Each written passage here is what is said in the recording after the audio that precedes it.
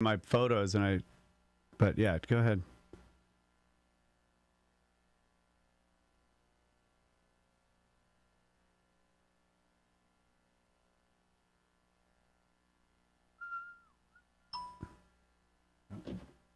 Move.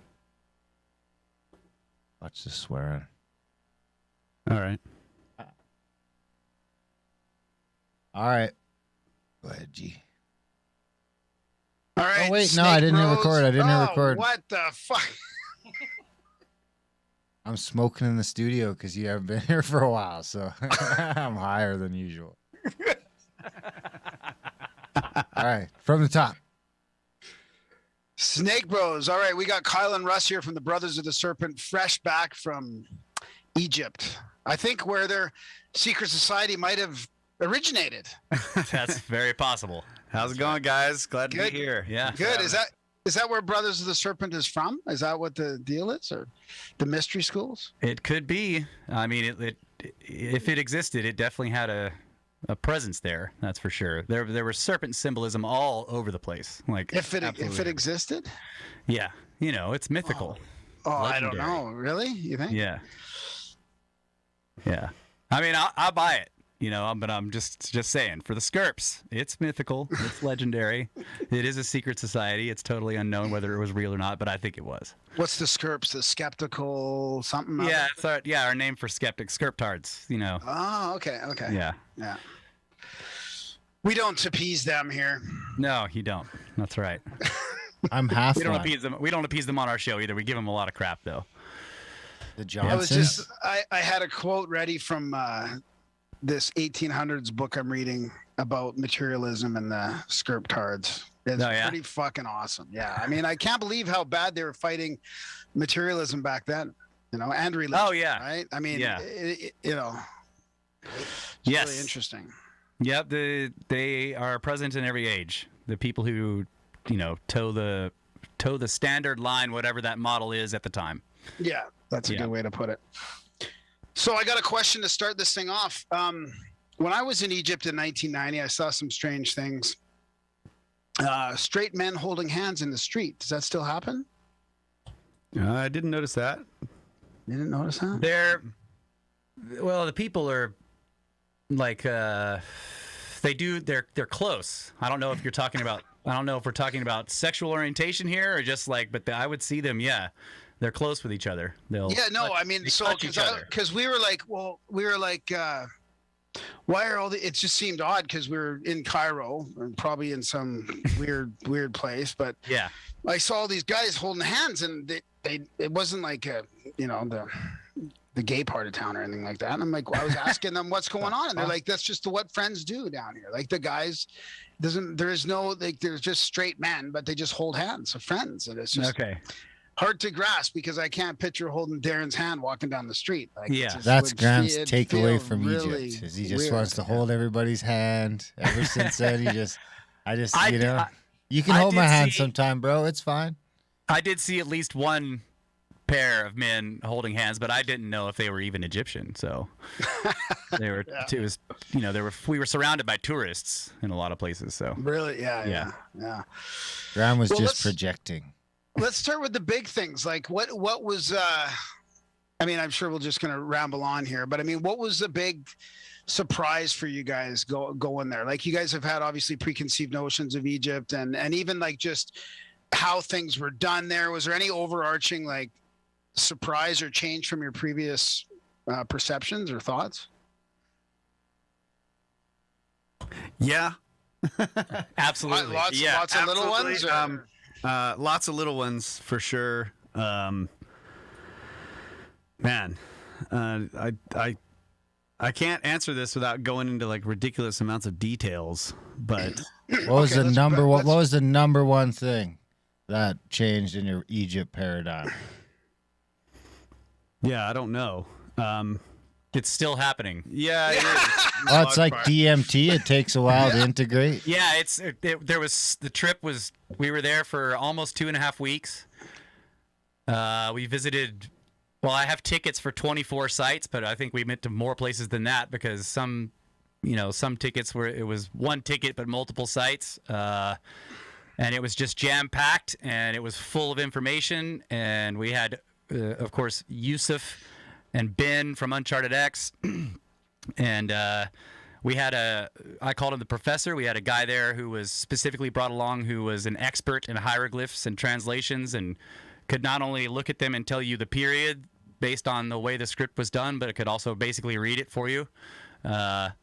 So there was so much information, and then we're also because the tour was focused in terms of ancient technology, because it was basically an Uncharted X tour. You know, Ben and Uncharted X, his channel, he focuses specifically on evidence for mysterious and anomalous stonework that may show signs of advanced technology in ancient times. Right. Advanced technology that we don't have any evidence that the dynastic Egyptians had.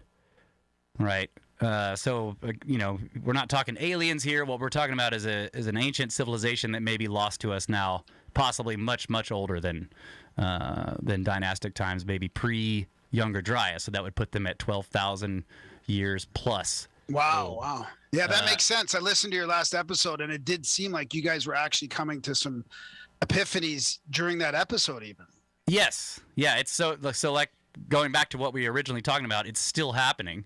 We're still trying to process because there is so much information, and then we have all this media, all these photos and videos and everything, and we're going back and looking through it and saying, okay, there's that thing, and now, I'm getting a better look at it. And there were, like, for example, there are drill cores, the holes for drill cores. You know what I'm talking about? So there'd be some piece of granite, and somebody has cut a round hole into it, very deep.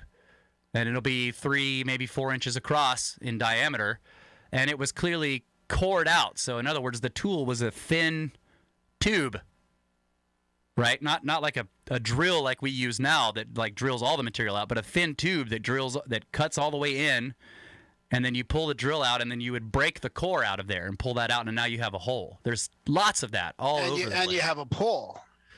Yes, there's the core that you have left over, and some of those have been found. There's some in the Petra Museum in the UK, but we were looking at the holes that are left. Lots of ancient quarry people used those existing holes to split the stone later, because that's an obvious weak point, right? They can jam a wedge in there and use it to split the stone. So some of them you can see open, and you can see the tool marks of the original drill left on the stone. How big of a diameter are we talking about? Well, the biggest one we saw was it's pretty famous, isn't it? Like 6 to 8 inches across, but most of them were a couple of inches, 3, maybe 4. Yeah, I'd say like 4 inches on average usually. Yeah. But when you're out there in the desert and in the sun, and you're trying to look in this little dark hole in a giant block that's sitting on the ground that you can't move, it's tough. But you can get a high quality camera in there and take a photograph, and then you can look at it after you get home on a big screen, and you can really see lots of details that you couldn't see while you were there. So there's still processing happening in our minds, and we're still talking to each other about it every day. We learned so much, and it was, rather than any huge paradigm change, I think what happened to me is we got so many details that you can't get from looking from afar. Yeah. That it allows us to focus our questions better than when you don't have those details. And did it kind of confirm maybe some of your paradigm?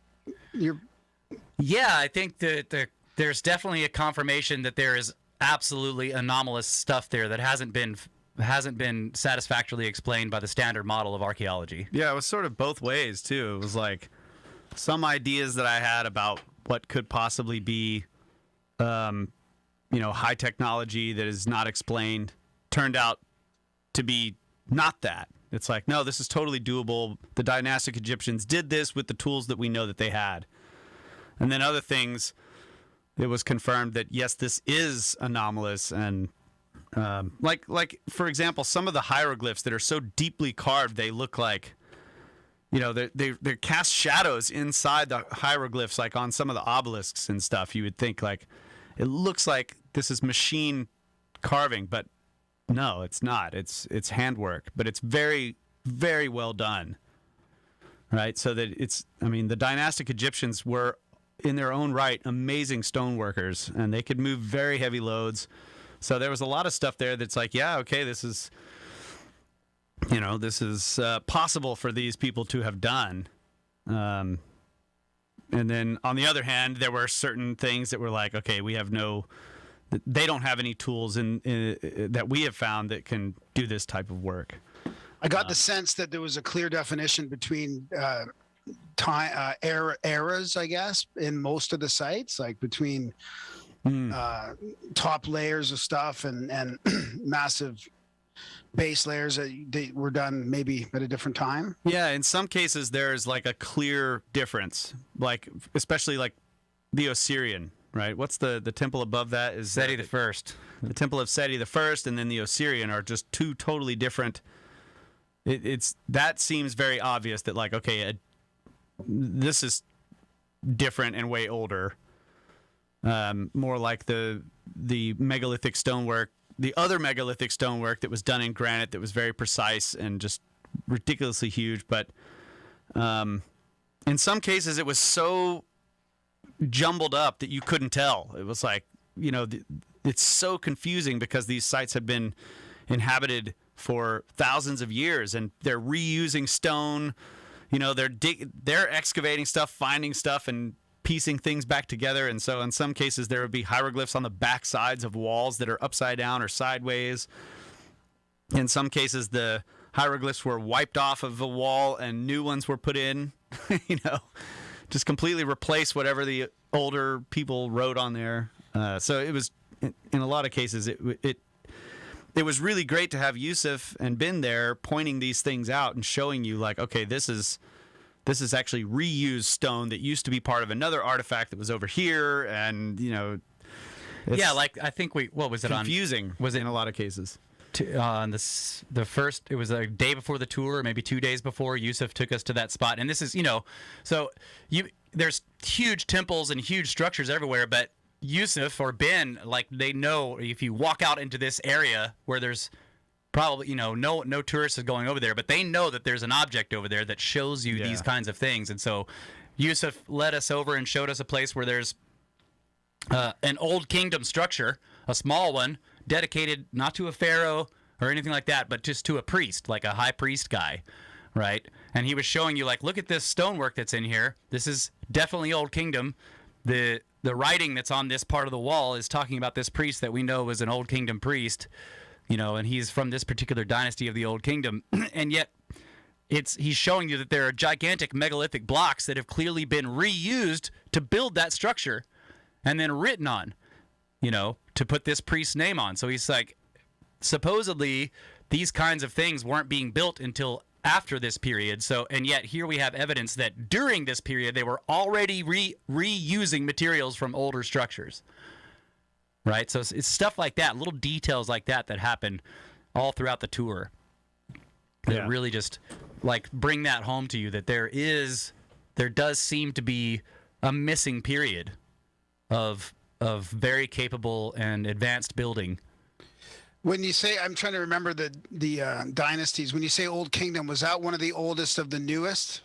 Old Kingdom, Fourth Dynasty Old Kingdom would have been the pyramid building era. What they think it was, or that's when they think it, like the 3,700 years BC kind of thing. Yeah, something like that. Yeah. So if you're looking at an early Old Kingdom site, right, which is supposed to be right when they first started building enormous megalithic works, and yet you can see that they were clearly reusing enormous megalithic blocks from even older buildings, then something's wrong with the standard story. Yeah, I think that's changed. I think it's opened up a lot since I was there too in the 90s. I mean, probably got a lot more access to stuff. Especially, I think you guys were saying on your show even that Yusuf saying that it's changing and opening up, and the yes, yeah, for sure. Yeah, the mindset of, like what he was saying is the mindset is changing from let's collect a bunch of discoveries and not release them to the public until we have this big collection, and then we'll release them all at once, to like, no, we're just keep releasing stuff and just, putting it out there. Keep the interest up. Let's allow people to take pictures and post them online, as opposed to preventing any pictures being taken anywhere where you're going, which is, you had to pay. And in some cases you had to pay $20 per photo or something like that. Back in the day. So they've changed this stuff, and it's definitely more open. Also, the step pyramid, for example, had just opened up. They've been working on it for 15 years. I think the bit pyramid has recently been opened. Yeah. So they have been going in and just like, all right, let's fix up a bunch of this stuff. Let's reopen a bunch of stuff. So yeah. And then of course the new museum's going to be opening hopefully this year. Next year. Sorry, it was 2022. But going back to your original question, I was racking my brain like what what was a big something that I had preconceived notions about that changed. So the closest thing I can think of is the idea that I guess there are kind of two things. One of them is resonance. I'm really interested in the resonance of these chambers and some of the hallways and stuff. And that sort of lost its importance, within the first couple of days. Wow.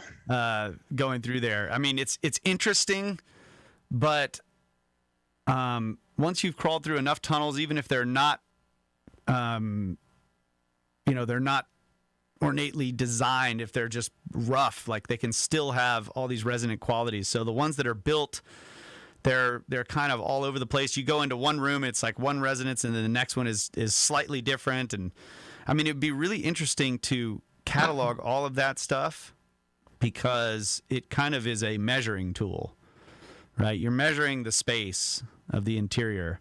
But in a lot of cases, I couldn't really do it adequately without a tone generator.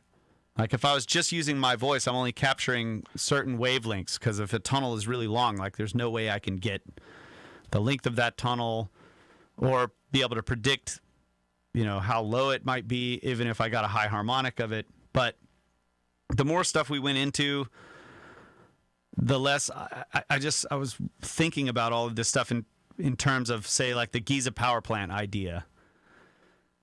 I just don't see how sound is energetic enough to have much to do with it, other than that it is designed specifically to certain dimensions because of some other reason, right? So by the end of the trip, I was thinking of the sound or the resonance of a chamber in terms of just measuring it, right? I didn't have a measuring tool, so if I could find the resonance, I could write down that frequency and say, well, this is what it resonated at. And this is the material, and this is the shape, and then go to the next one and have a whole database on. Right. That would be, and see, there was a guy on the trip that was doing that. His name was Anthony, I think his name was, right? Yeah, and he was doing a way better job of it than I was. He was like taking all this data down and using a laser measuring device. So I was like, all right, I can stop doing that now. But yeah. You just need your acoustic guitar and a digital recorder and just. Now that would be awesome. Yeah. Capture some music in these rooms. So at one point we did stop in one of the chambers of a pyramid, and Yusuf played his Egyptian flute in there, and everybody was like really quiet, and it was awesome. It was just beautiful sounding. And that's great. I just, I've the more I thought about it, the less I feel like this is a reason for the dimensions. I feel more or less that it is an effect of the dimensions of these chambers. Does that go with the King's Chamber as well? I mean, did you I saw pictures of you guys lying in there and stuff. You did some toning in there. Did you? Now that is any spiritual experiences or anything like that? Like I keep thinking that. Because I think they were obsessed with the afterlife and death, and the astral realm, and that seems to me like it could be a good. That was the dynastics sensory deprivation chamber. Yeah, that would be awesome. I agree. Yeah, but that's you're talking about the dynastic Egyptians.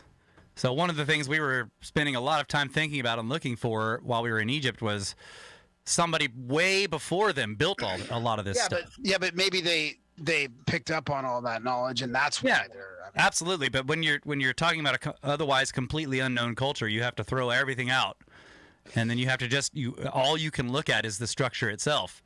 Yeah. And say, what could this possibly be for? And we know the dynastic Egyptians were very concerned with the afterlife. They did lots of work on it. They put their best minds on it, and that's what they spent a lot of resources thinking about the afterlife and what it was like and how to, maximize your passage through it and into the next place, the house of millions of years, right? But we don't know that about any hypothetical precursor civilization. And honestly, the interiors of those pyramids, as opposed to the interiors of the temples that we went into, the pyramids were like inhospitable. Yeah, totally. Whereas the temples they had enormous doorways and beautiful rows of columns, and they were covered in myth and legend and writing and paint.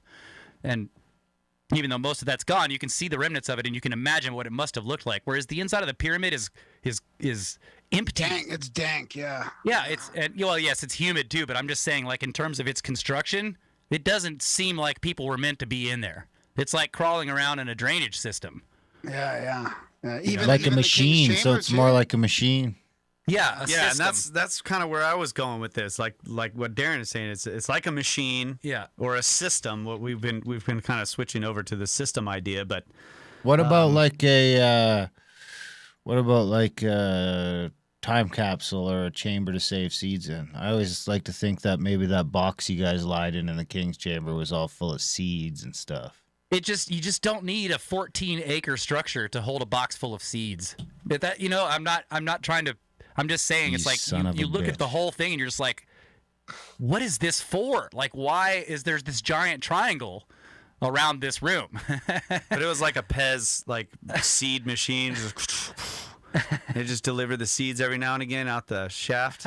That's right. You just get a couple seeds a day.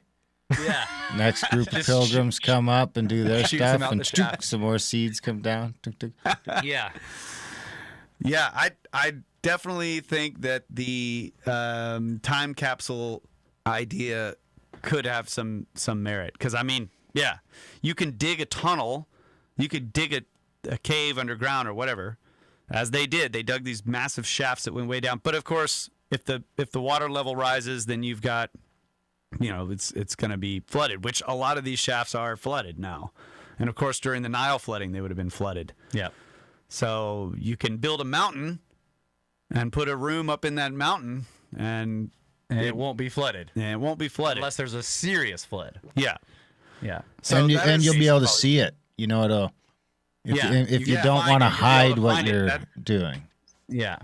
I think that's definitely a good hypothesis and something to look for more evidence for. Yeah. Well, I got to ask you. So the interior. So this is how I would possibly deconstruct that. Like, literally, you could protect them by building a much less complicated structure. The interior of the pyramid is so complicated, of the Great Pyramid and the other pyramids that we went in. The masonry is complex. These tunnels are strange and hard to get in and out of. If you didn't want anybody to get in and out of it, don't leave tunnels. Just build up, have your chamber, fill it with seeds, and build over top of it and build all the way up to the top and be done. And then when you need the seeds, you just deconstruct it and get them. Yeah, because that's a one-time use container. It's a one-time use container, and it's a one-time use container anyway. Yeah. Because like the granite plugs that are in the way of the ascending passageway, they had to tunnel around them. You can't get through. So that what do you call that thing that you lied in then? What's it technically called? Sarcophagus. We just call it a box. The sarcophagus. Sarcophagus. So in your thought, maybe it's that was, if it's a machine or something, then that could have been a battery or some kind of technology that was stuck in the middle of that chamber. Yeah. The liquid mercury went in there. Yeah, there you go. See, that's it. It was spinning liquid mercury, and yes, the whole thing flew. And there was a virgin in there. Yeah. It looks like that box actually belongs. Right now, it's shoved against the back wall. Like when you come into the king's chamber, you enter near one of the small walls, and then you can look down the long angle of the room to the back wall, and the box is back there. But there are the shaft entrances that come in to the sides, and it looks like it was probably meant to be centered between them. I don't know. I'm just guessing. I But thought it was in the middle. no, it's all the way at the back. Huh. Maybe they moved it. It's definitely been moved. It's been moved for sure. Yeah. It's That's in in the- 1990. It was in the middle. Oh, okay. Well, now it's all the way at the end. Well, I mean, it'd be hard to find a couple guys that were more excited to go to Egypt than you guys, right? I mean, Yes, you've been talking absolutely. about it on the podcast for a couple of years. The Straight to Pyramids fun, and I mean, I'm excited Yeah. because we're all going next year. If people want to come with us, they can go to contact@thecabin.com, check that out. That's right. We got a waiting list going, and you can check out our other events. If Egypt's a little too pricey for you, we have events all over the price spectrum. But I got to say, because you guys would have been super excited for this, more excited than me, more excited than most people. And was it like overwhelming, underwhelming? What Oh, was man, it the more most? than I What was ever the most imagined it. impressive? And like, are you as excited to go back? Absolutely. I'm more excited to go back now that I know what's there and what, there are definitely places that when we left, I was like, I want to stay in there. I want to keep being there, but we're going to the next place. So it just makes me want to go back even more to these certain sites. And, we went to a couple of sites that we were like, yeah, we're glad we went to those, but we don't want to go back to those. Do you feel naked without your scarves? Yes, the scarves. I mean, we got to bring the scarves here. Like Texas needs those scarves. Texas needs. Did you we're bringing keep 'em? I was we're hoping bringing you'd the- wear 'em yeah, for we're the bringing show. Bedouin scarf to Texas. Yeah. Yeah, I actually brought my scarf there because it was a gift from a buddy of mine from a long time ago, and it's actually from Abu Dhabi. So I was wearing it, and the Egyptians would look at it and be like, no. That's not the right. You kind. want one of these? I was like, no, bro. I got my. Oh yeah, I totally got sucked into buying all the attire. I had the pants and the shirts and Oh, dude, I'm going full robe when I'm there, man. I'm gonna look like Obi-Wan Of Kenobi. course, you'll look great. Oh yeah. I should learn some Egyptian. Yeah, that was another thing I would like to do is actually work on some Arabic because that would be cool to be able to communicate a little better with the locals. The people are really awesome. Yeah, I think what we learned shukron. That's the only bakshish. one. Bakshish. Well, bakshish, yeah, everybody knows bakshish, but shukron is thank you. Yeah. What's bakshish? Bribe, Oh, money, pay me money. all right. I Money, see. money, money. Yeah, Yeah. They do this. Like even when you climb up the wall, the canyon wall into the smaller caves in the Valley of the Kings where the priests were, there's still little kids hanging around the cave entrance asking for bakshish. Oh yeah.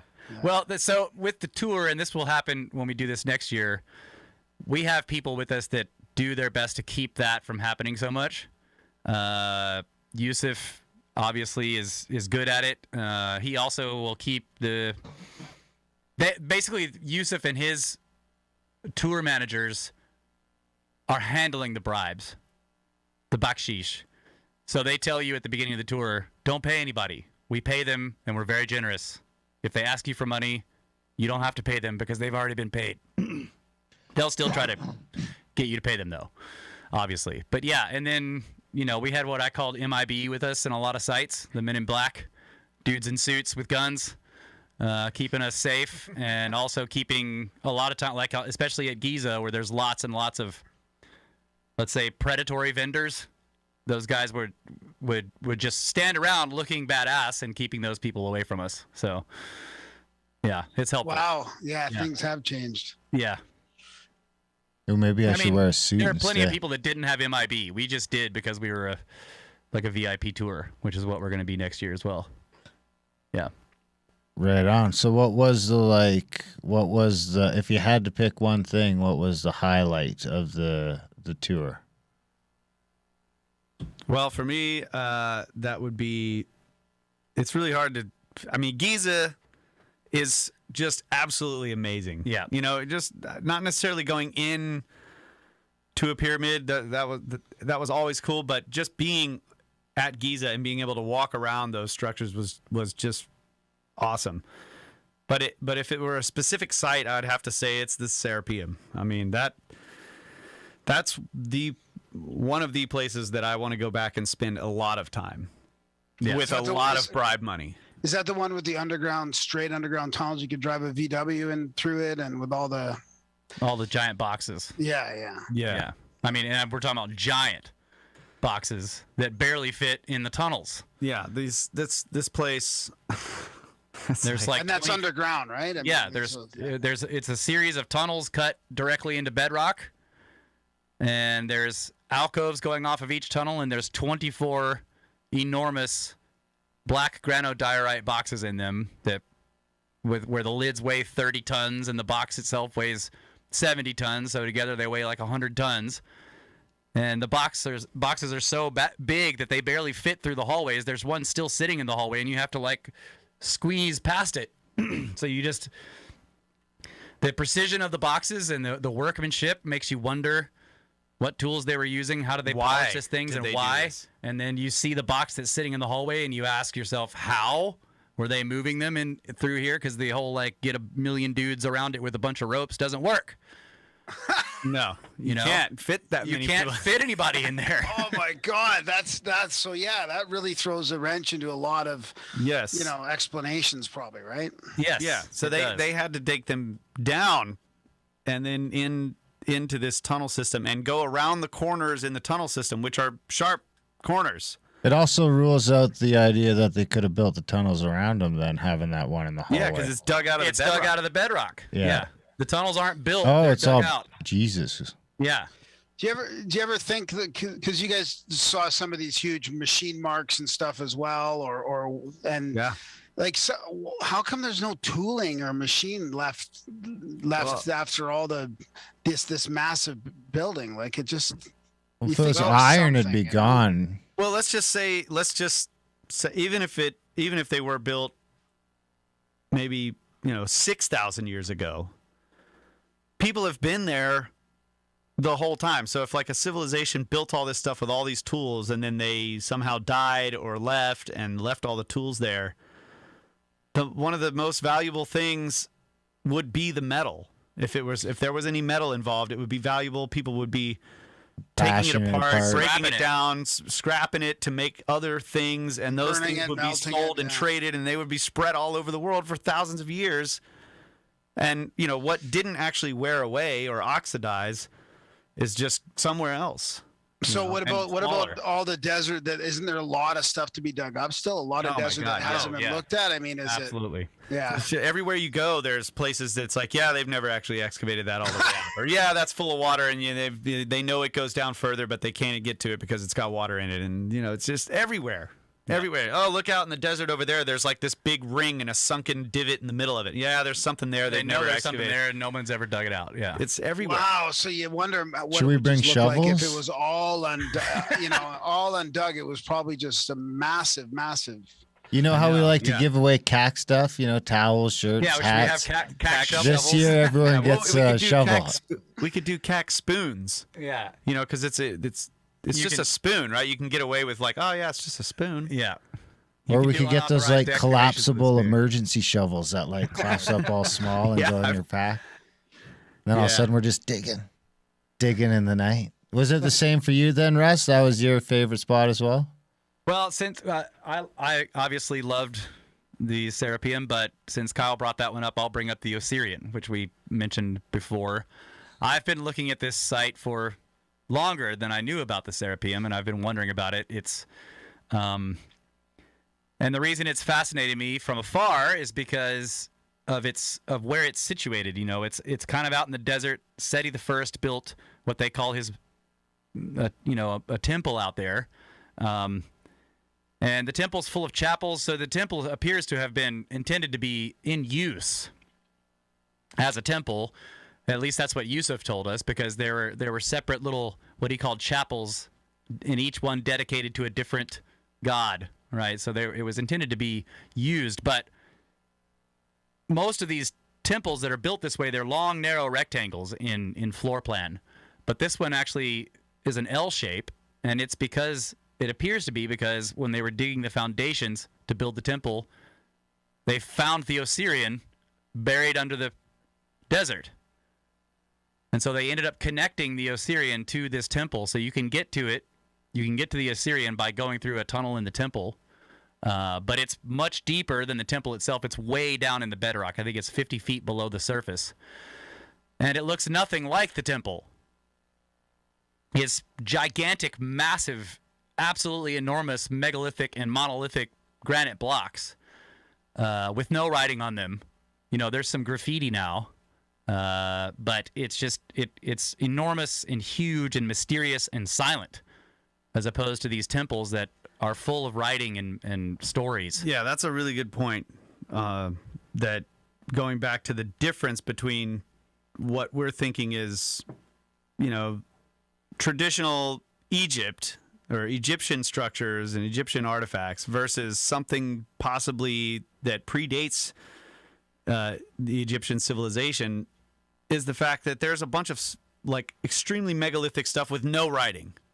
Yeah, and then you look at all the Egyptian stuff, and it's just full of it. It's completely covered in writing. they wrote on carvings. everything but the floor. Yeah, they wrote on the ceilings. I mean, if they didn't write on the ceiling, they put stars all over it. You know, Right. It's everywhere. But in the Serapeum, these boxes, for like pretty much every one of them doesn't have writing except for one, and it's like crudely scratched into the sides of it.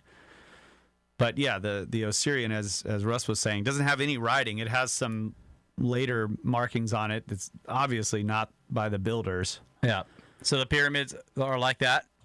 Well, it They must are be no super writing. dark in all those spots too. How is the lighting? You guys using flashlights? Is there evidence of like torches?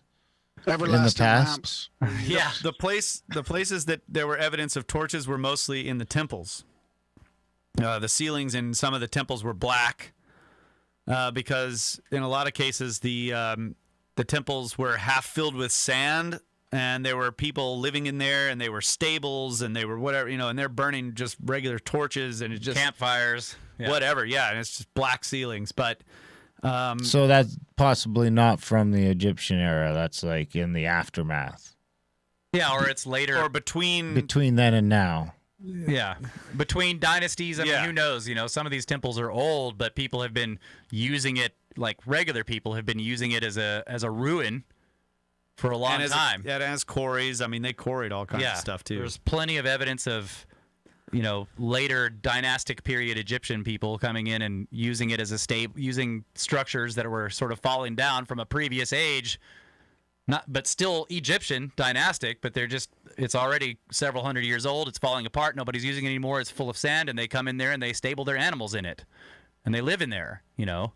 And then it slowly begins to fill up with occupation layers, broken pottery, and animal crap, and as the levels get higher, you know, and they're burning fires in there and using torches, the ceilings are getting darker and darker, and so the archaeologists have come in and dug all that stuff out of there, and then they have to spend all this time working on the ceilings and the walls trying to clean the soot off there. And you can see in some places there's a clear mark where they've cleaned this area, and you can still see some of the paint, and then over here it's just pitch black because they haven't gotten to it yet.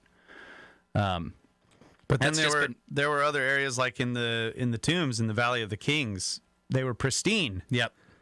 You know, and that was one of the. I was just like, how did they tunnel down in here and then tunnel out this room and leave all these nice square pillars and just carve this whole perfect, beautiful room, and then go down and carve another room and go down and carve all these other rooms and then draw all over the walls and then come back and carve away everything and leave high relief hieroglyphs and then paint those. and paint everything, and there's no soot. And the answer is they had very clean burning candles at this stage. Is there evidence of like holders Magical for any of that candles. kind of stuff? Is there like torch holders or, you know, stuff Nope. like that? Shelving to hold candles? No. Nope. Because you'd need all that kind of stuff. I mean, you're I not don't going know. I to. mean, they have different technologies for lights. I Do was they? pretty astonished They by just that. clap?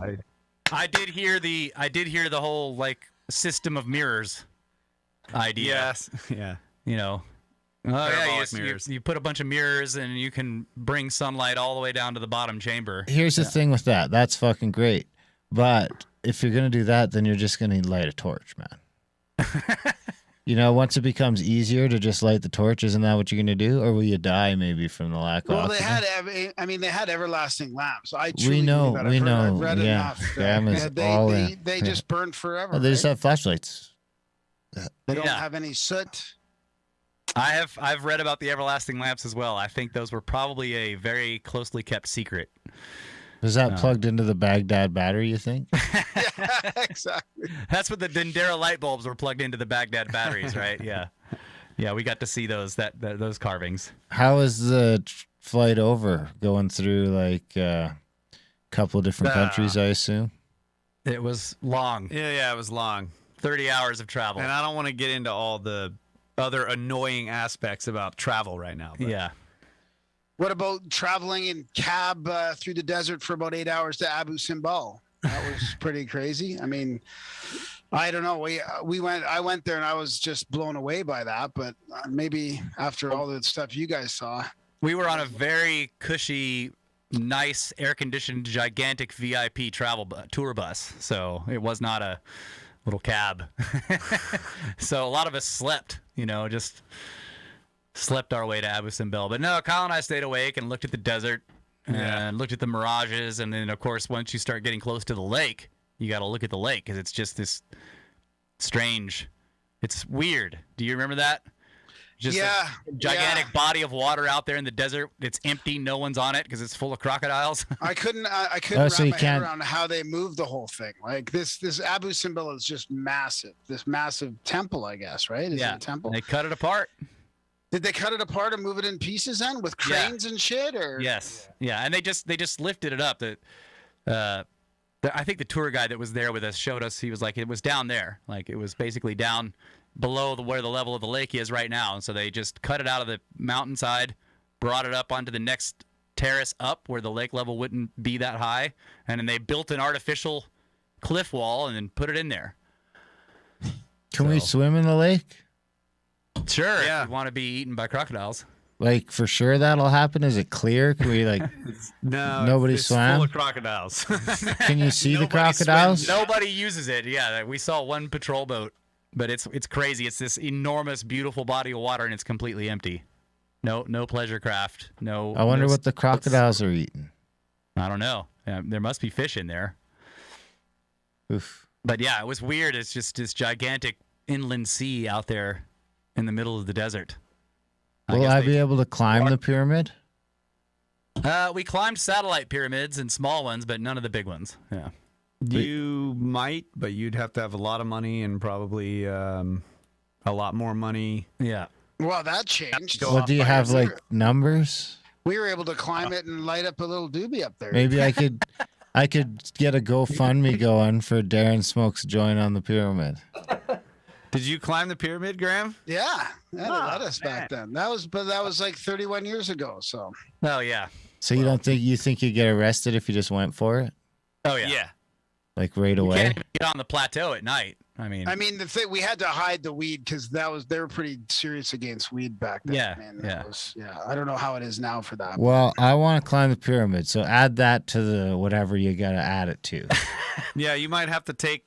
You're going to be told by the tour group that you need to do that on your own time. Yeah, that's what I mean. Like you'd have to come a day early probably and make arrangements for that. Or do it a day after so that you get arrested after the tour is over. Yeah. That way you're not in jail for the whole tour. Yeah.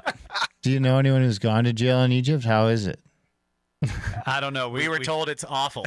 A lot of hand holding. I made a lot of jokes about. I was telling Ben, I'm like, you gotta Ben, have the full experience. Yeah, I'm like, Ben, you haven't really done Egypt if you haven't gone to jail in Egypt yet. And he's like, you don't want to go to jail here, mate. So I'm good looking too. Ooh, that could be trouble. Could be trouble. If anyone's gonna go to jail, better be Graham. With a little bit of sun, you could be Egyptian. That's right. Then can I climb the pyramid? No. No, then they shoot you. Yeah, that's right. Then the MIBs get you. Yeah, that's right. You can't do it during the day because the plateau is covered in people. So you have to do it at night, which means you have to sneak through the guards. Well, you just pay them all off. Right, but if he's asking if you just went for it. Oh, yeah. I'm just telling you, like. You know, what's the average payoff? I don't know. It costs thousands of dollars to try to pay off the entire plateau to climb the pyramid. And then what they really then don't can want we all climb the pyramid for thousands? What they really don't want is you to take a bunch of pictures and immediately post them to the internet because then they get busted.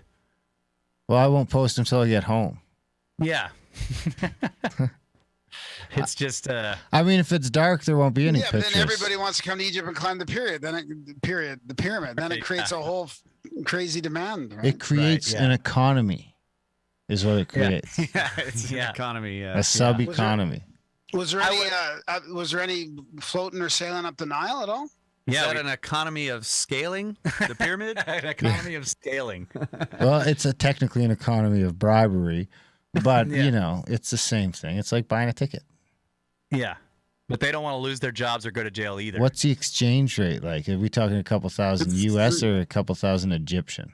Oh, no, it's gonna it's cost like you 15 to 1 or 15 something to $1. and we're talking thousands of dollars US, not Egyptian pounds. God damn. I don't know what the number is. Nobody told me. I'll That's find what I was out. told. It would I'll cost find out. thousands of dollars to try, and then Okay. you would probably have to pay thousands more when you were done with it. Oh, Because they you all pay again. Russ already tried to climb the pyramid? No, I just asked about it. Of course you did. Man after my own heart. We had a couple of dudes on the tour who were like, "I'm going to do it," and then they got up to the first pyramid and they were like, "No one can climb this." Physically? Or Yeah. just because of the...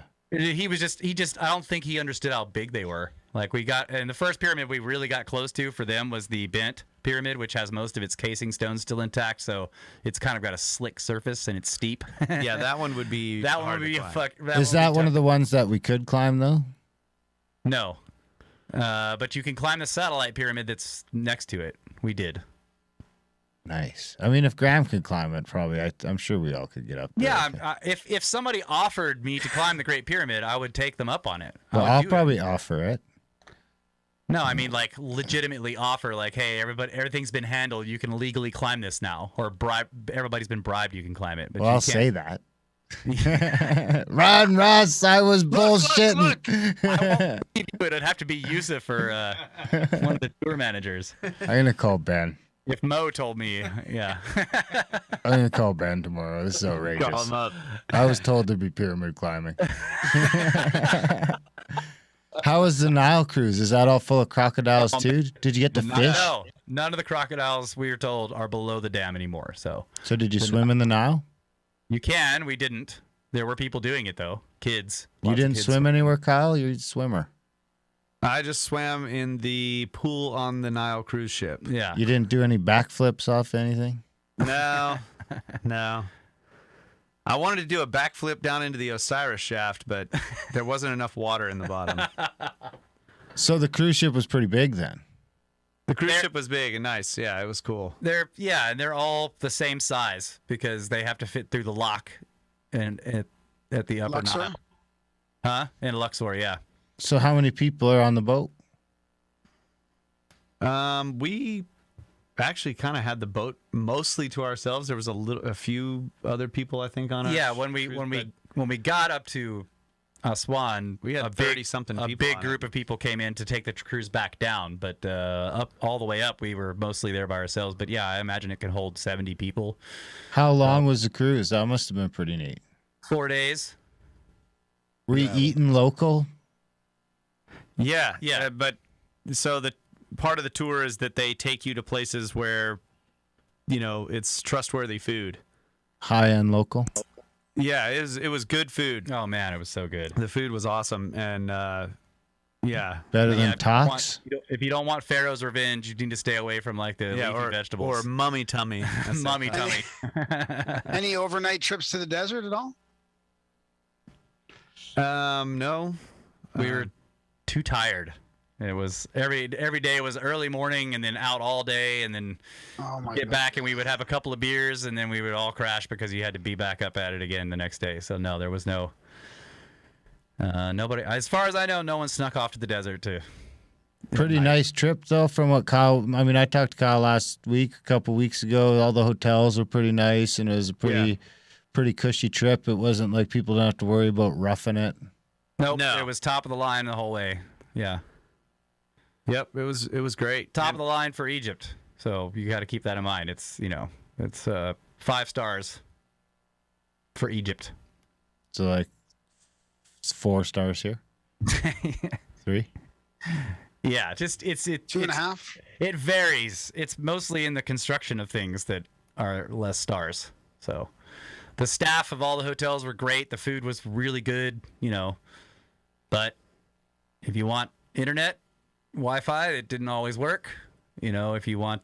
You guys did kind of go radio silent there. You were pretty active for the first day or two, posting pictures, and then it dwindled off. Was that a data thing? Well, we were very active every day in our Discord. That's where we focused Discord. most of our attention. Yeah. Kyle said on the first day that he would text me all the pictures he put in the Discord. I have the text on my phone. Did you say that? I forgot completely all about that. Sorry, buddy. He's like, you got to join the Discord. I was like, I can't do that, man. He's like, all right, I'll text him to you. Yeah, Are you serious? I must have been having too many beers when I told you that. It was like 10 in the morning, but I guess there's a time change. For you. Yeah.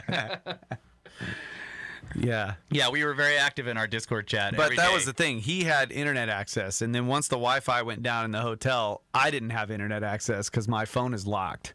And I couldn't get an Egyptian SIM card, which if you're going to Egypt, get an unlocked phone. Yeah.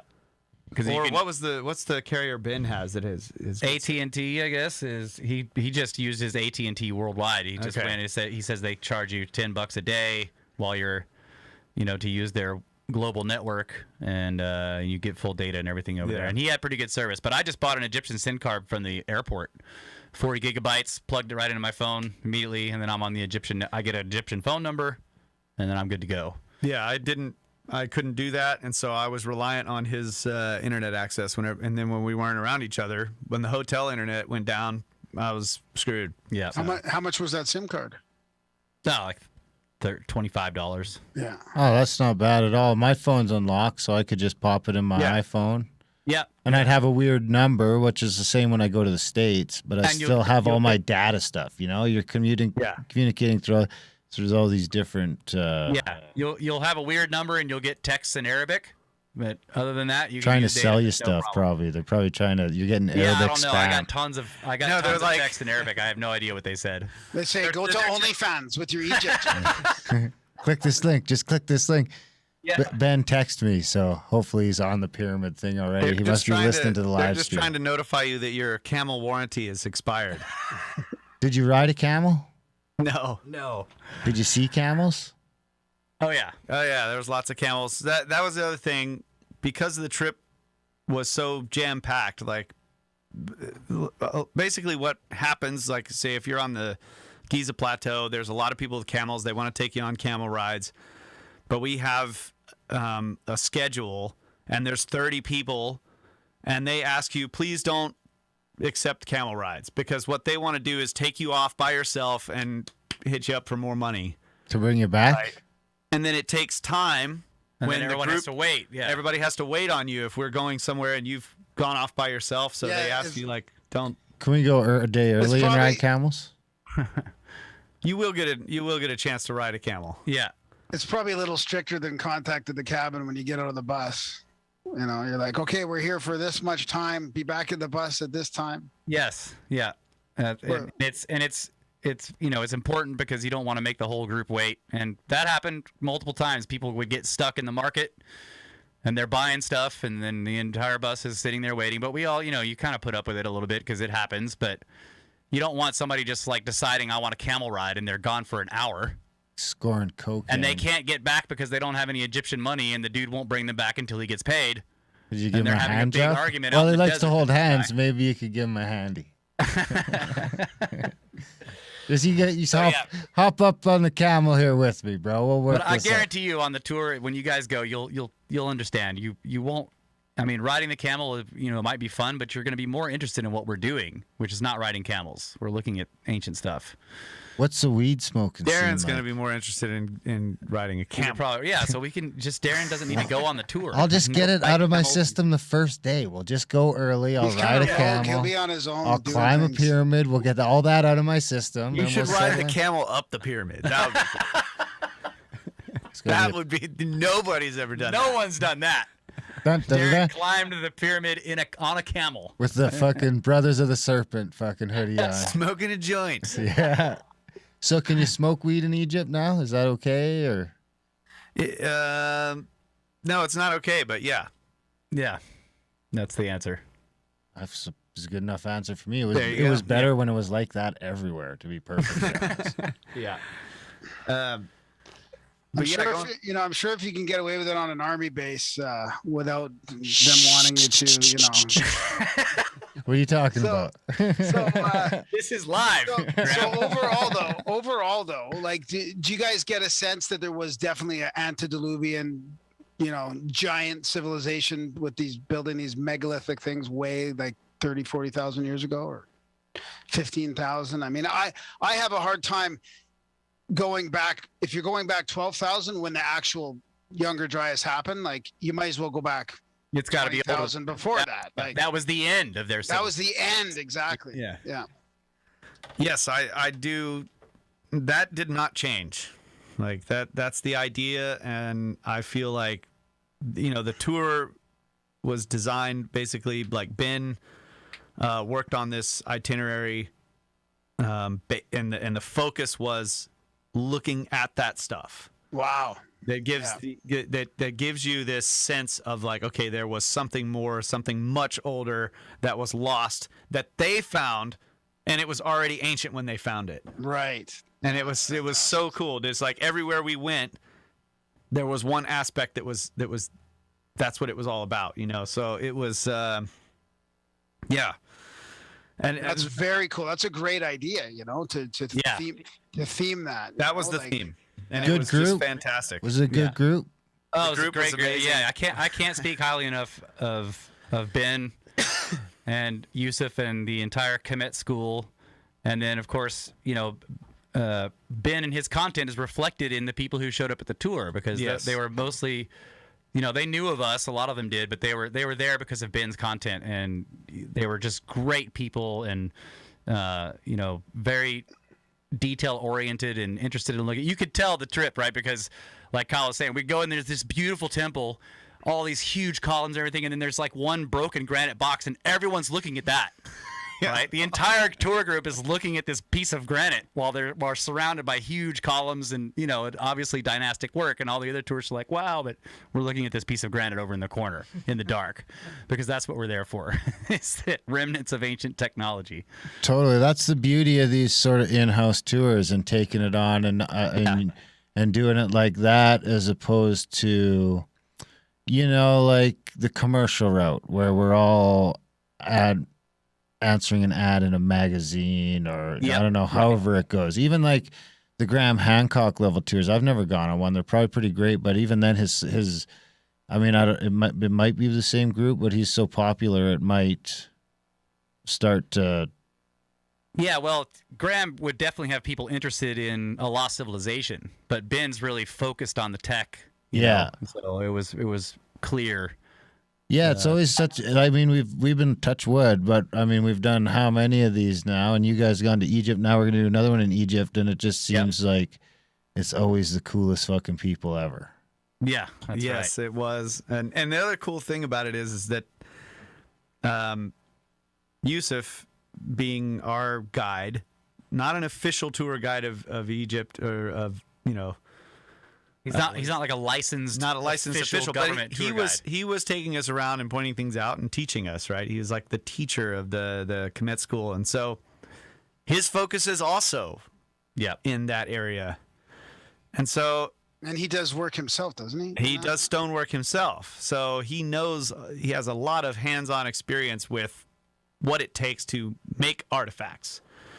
And but it's not just that. Because he's focused that way and the rest of the group is also focused that way, it was like, okay, it's expected that, I brought like this laser level thing, and I also brought like another precision tool, and then some other people had some precision measuring tools, and the thing was like, well, when we say a certain word, you're a tourist.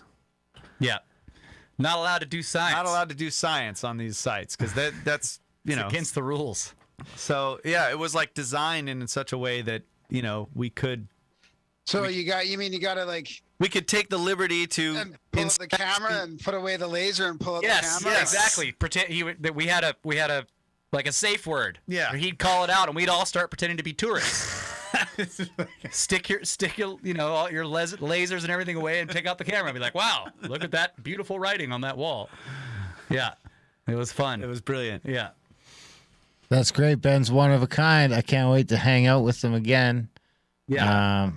I mean, I can't wait to see you guys again in February. It should be fantastic. Of course, I mean, I guess the big thing is the places you got to go and the special permissions, the stuff Graham couldn't do when he went. Yes. Yeah, we got great special permissions, and we're going to get some of those again on the next trip.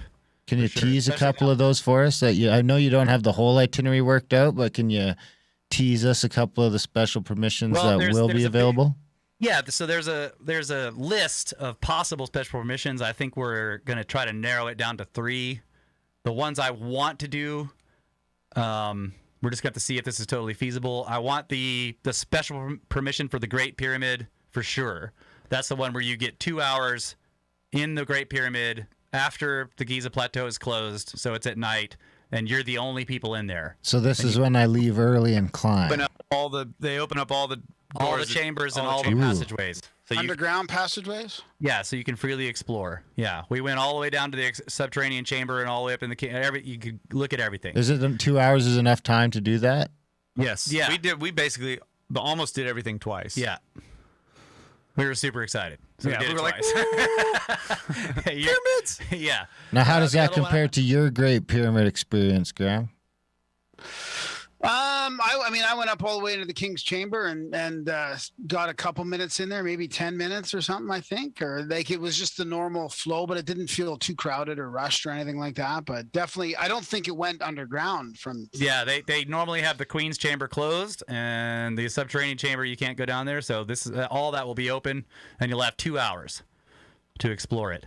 And we'll be the only people in there except for the caretaker guy. And Kyle will have his guitar? Nope. I don't think so. No guitars allowed, or guitars banned No. in Egypt like drones? Yeah, they don't. There's not allowed to play music. I mean, you and stuff. can't even do a rock and roll dance. You can't do a rock dance in the King's Chamber without getting kicked out. Man, they just like no partying at all? No I just climbing, was- no rocking? I was just like DMT you know, and a vape. It was just finally at the very you can do end. that. It was like we had 10 minutes left, and I'm in the King's Chamber, and I'm just looking at it, and we're about to leave, and I'm just like, I want to rock. yes, dude. And the guy just flipped out. Are you serious? Really? kicked us out. He was like, "No, you leave, you leave." Really? And Kyle was like doing some ceremonial I started dance. doing like the reverse freaking electric guitar, like yeah. I wasn't screaming; it was perfectly silent. Yeah, Ben's got it on I video. did a It's little hilarious. karate kick. And he still Well, that's tossed the you other out. difference. I'm sure there wasn't a guard at the King's Chamber when I went. No, he's the caretaker. Like he's trying to. He's the only other. He was watching everybody and making sure we weren't doing something. But yeah, he was. So we'll get him a like us. hooker. Yeah. So one of the other places I want to take the next tour. I want people to be able to go down into the Osirion, because normally you can only look at it from above, but we got the special permission to be able to go down there and into it, and really walk around and explore it. The other one that would be really awesome would be to go under the step pyramid. That's the other one I want. Yeah, the step pyramid That special was- permission. That's the other one where you get to explore like a miles of tunnel, a and labyrinth everything. of It's awesome. tunnels. Wow. Pyramid. Did you guys do Marco. that this time? Yeah. And then the Serapeum. The Serapeum's not a special permission, so we're going to get to do that for sure. I just want extra time in there Yeah. with like everybody well paid.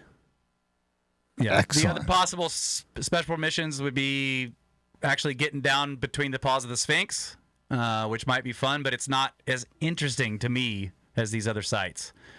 I agree. Yeah. And then Abu Sir and Abu Ghurab are special permissions, I guess.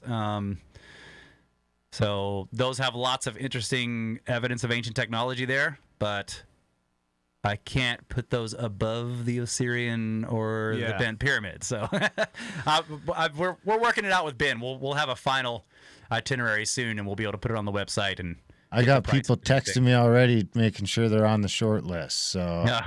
I mean, if you guys go to contact@thecabin.com, we got a list going. We don't know exactly how many are going yet. I mean, everyone on the list will get a group email when we do know, and it'll be, the first people to pay that deposit, it won't be through us, of course. It'll be directly to the School of Comet, is my understanding. That's They're right. going to handle all of that, so I can't tell you what the deposit's going to be or anything like that. But there's going to be a hard number.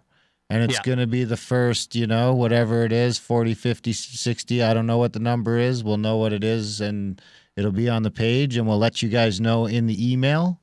Yep. But just think about that, because when it does come out, it's going to be a first come, first serve. And I know I'm good at finagling people into the events usually, or adding a room or adding a cabin, but we can't do that this time. It's going to be, That's right. Yeah. it's going to be a hard number, and it's going to be out of my hands. Out of our hands on that level. So when do you think we can look forward to that? Do you think that'll be this year? Oh, for the itinerary before the end of the year? That's a question for Ben. We're working on it. We do have a meeting. We're planning a meeting with the organizer and Ben. Yeah. And we're waiting on that date to be confirmed. And once we have that meeting, we'll know a lot more. And that meeting should be soon. So, but that one will definitely happen before the end of the year, and we'll know a lot more. And shouldn't be too long before. If it's not before the end of the year, then it shouldn't be too long after it. So keep an eye. Like I say, there's about 70 people on there already. I'm sure not all of them. Everyone. It's always easy to sign up for a waiting list. Yeah. Once it comes time to do the deposit, I'm sure it won't be the case. And Ben says yes, itinerary before the end of the year. Oh, good. So that means we should Thanks, be Ben. by January. We should be taking deposits. So get your name on that waiting list. If you're having trouble figuring that out, just email me, Darren@Grimerica.com, or email the Snake Bros, or email Graham, email anyone, and we'll get you sorted to the right spot. So Egypt, fantastic. I mean, we won't keep you guys too much longer. I got to say, it's been an absolute honor palling around the country and getting to know you guys likewise, man. a little bit better over the last couple of years. And I can't wait to go to Egypt with you guys next year. It's going to be fucking great. We're going to have a fantastic group of people like Tony Roberts. There's going to be so many people there that have been to the other events already. It's going to be a once in a fucking lifetime. It's going to be once in a lifetime event. So I did want to say, I guess I'll see you guys soon. Yeah, I don't know if I'll make it down to Texas, but we do have to meet in Soap Lake in January at some point to meet with the resort staff there and figure that out. And then there's, of course, Magic on the Mountain. Which has started just this last week to sell. I mean, this week and the week before, it's been selling out fast. Oh, good. I think we're down to about 8 spots left now. We sold 4 spots on Monday. Now that Brandon and Owen and all those guys have started, Joe have started promoting it harder on their end. We're getting people jumping in all over. So that's going to sell out. If you guys want to, maybe Egypt. I mean, the main problem with the Egypt trip is it's a high price point. I'm going to tell you guys right now, it's going to be, closing in on the $7,000 range. It's high price plus airfare. Airfare. It's 2 weeks. And it's 2.5 weeks with the travel on either end. It's going to be closing in on $7,000 USD, but it's going to be a fantastic trip. It's 5-star. You're getting all these special permissions. You can't go to Egypt and do this trip by yourself. I'm not worried about selling out the Egypt trip. The reason I'm saying that is because maybe you're like, fuck, this sounds awesome. I want to go hang out with the Snake Bros. I want to go hang out with Ben. I want to go hang out with Grimerica, but I don't have $7,000. Well, that's the good news. You look at the Arizona event, you can get into that for under $1,000. It's like, I think there's spots coming in that $600 range. That includes everything. That's the Matheson one? That's the Arizona one with Brandon Powell, Owen Hunt, and Joe Roop. The reality surfing, life hacking, magic on the mountain. When I hear Arizona, I always think of the Utah one too. Yeah, I'm sorry. Yeah, that's right. It's Utah is the Matheson trip. My bad. That's right. That one is sold out. That one's sold out. Sold out, unfortunately. But there is eight or 9 spots left for the Arizona one. It's going to be fantastic. You just got to get yourself to the airport in Phoenix. We'll pick you up there. We'll take you up the mountain. We'll feed you all weekend. We'll show you a fantastic time, and we'll take you back to the airport. And I'm excited to say Keith and Gage back on board for this one. All right. Soap Lake, especially the last time around, the food at Soap Lake with the Randall Carlson tour was fantastic. It was much better the last time around. Yep. But nothing beats the Keith and Gage cooking experience. It's one of a kind. The coffee is always on with those guys. It's amazing. And they always have a little surprise for us. So I'm excited to see what that's going to be up in the snow-filled mountains of Arizona. We'll be doing the cold plunging with Brandon Powell himself. And doing all that life hacking. And of course, we're going to do a day trip. Don't forget the hermetic wisdom with Joe too. With Joe Roop, we're magic and rituals. The reality surfing with Owen Hunt, it's gonna be pretty cool. Not to mention a ton of cool people coming along for the ride. There's a couple actually people I can't mention by name, but there's a few celebrity from our genre, a few celebrity guests coming to that one. Oh, wow. That are coming to hang out and learn all that stuff with us. I'll text you. I'll let you know. Oh, okay, good. You can know. I'm on the inside, guys. You're on the inside. Lie to him. Yeah, I'll just say, it's Don't lie to me. it's Joe Rogan. It's in that secret society, that Brothers of the Serpent. Right. And of course, we have the Scablands with Randall Carlson. I mean, I think the Montana event's almost sold out already, but that's in June. There are some spots left for that. We got people coming from the UK to both events this year. And then we got the Scablands next year is on sale now. And we got the Egypt waiting list. Of course, that's all the Randall Carlson stuff, which is amazing as well. Yep, that's right. So where can our listeners track your stuff down? Our website is brothersoftheserpent.com. That's where you can find all the podcast related stuff. Our podcast is mostly an audio show, so you can find it anywhere podcasts can be found through your favorite podcast app. But we're also on YouTube if you prefer to listen that way. Watch a logo. Yeah, to watch 2 hours of logo and listen to us talk. You can find us on YouTube or just look up Brothers of the Serpent. But yeah, any web search for Brothers of the Serpent will find us in multiple ways. And we're also on Twitter and Instagram. So. And you guys have a Patreon going now too, right? We do. Yeah, we have Patreon content. So every once in a while when we have time and I have enough beers. And we have enough beers and some ideas, we'll bang out a Patreon episode, which is, special, and it's even more informal than the regular show. It's just for our supporters. So that's been a lot of fun. I've put up some short, me reading short fiction on there just for the hell of it. So there's all kinds of interesting content on the Patreon, and we're always making more. So that's it. Well, we encourage our listeners, if they haven't already, I mean, we have a lot of crossover already, obviously, with us doing the events together. But anyone who hasn't, encourage them to go check that out. If they want to hear Russ go off the rails a little bit, head over to Grimerica.ca and sign up for that Plus subscription. Yeah. The Plus episode of Contact at the Cabin gets a little spicy. What a fun event! I mean, it all turned out all right in the end. It did. Yeah. It was just weird when everyone was getting COVID. Yeah. Yes, that was very weird. Yeah, but I mean, still successful event. And all the reviews are great. I got to find somewhere on the website to start putting the reviews. Yeah. Oh, yeah, that's a good idea. No, the website revamp looks good. Thank you, sir. We actually got a hell of a team going. It's when people keep coming back to the event over and over again, though, it does start to look a little culty. Yeah, that's true. That's the only problem is I think like the Dave Matheson, Brandon Powell, Utah event. Are we not starting a cult? I thought that's what we were doing. Well, we're not are we? Graham's the leader. Well, listen to the name of their bloody podcast, Brothers All right. of the Serpent. I mean, it's come on, guys. It's All we like need- secretest culty of the cult. I mean, We do usually do like an 80% rebuy on an event, so I mean, that's good. maybe it is a cult. Yeah, the name of the podcast that's just the first filter. yeah, Right. That just keeps certain people away. Yeah, yeah. that's right. Or it attracts others. That's right. Graham and I are good at keeping people Just away Snake all on Bros. our own. Come on. It's the Snake Bros. I've had it with these motherfucking snakes. Well, hopefully you guys are done traveling for a while now, because I know you were like the road trip back home from Washington, and then a few days at home, and then off to Egypt. Yeah. Yep. Still trying to catch up. Yep. Yeah. On the work front and all the other fronts, but it was all awesome.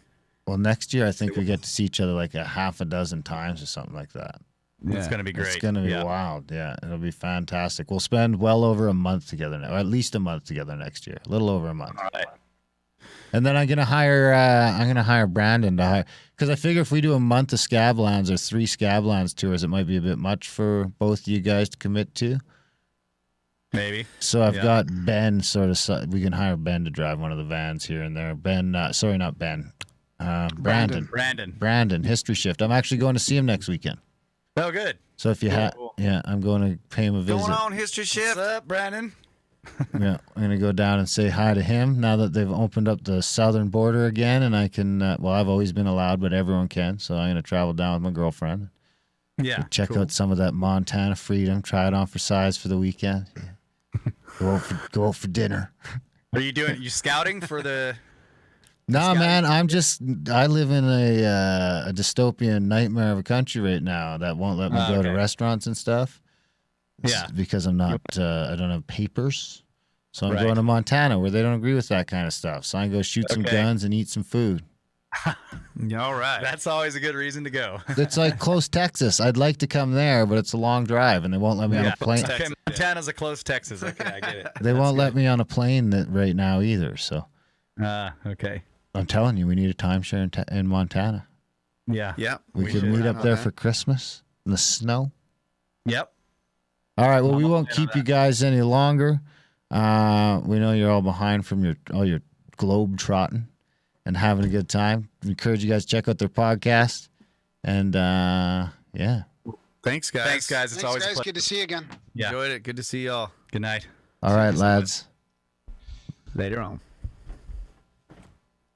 And that was our chat with Snake Bros. What'd you guys think? What'd you think, buddy? I don't know you guys. Yeah, it's good. You know my answer. So it's always good. It's always fun. Submit Graham generic response. Yeah, it's one of my favorites. One of my favorites. It really makes me think that this history is completely different than what we know. I don't know. Yeah. When you hear 2 friends of yours that get to go and check out all that thing focused on the antediluvian stuff, I mean, people you fully trust, it's like not a YouTube channel. Not that I don't trust Ben and these guys. I love Ben, but I mean, and that's even, we've got to know Ben over the years, but I mean, it's instead of being on the TV or on the thing, it's like 2 of your buddies went there and they're like, holy fuck. Yeah, when it's focused on that, right? And then they see and they know what they know what they're looking for. Yeah, and they see in so many areas this evidence of something that's way, way older than anybody recognizes from the mainstream narrative. So absolutely. And of course, Ben is one of a kind when it comes to what he's doing and what he's looking for. We could not be we would not consider the Egypt tour without him coming in and helping us out with that. That was the big thing that made it a possibility. So big shout out to Ben on Charted X. Go check out his channel, check out his stuff. He's got some great YouTube stuff on the Scablands tour we did with Randall Carlson earlier this year. So go check that out, guys. I think that's about it. Anything else? No, that's it. All right, guys. Thanks for listening. We love you guys, and we'll see you next week. All right, thanks for tuning in. Oh, look, History Shifts in the live chat.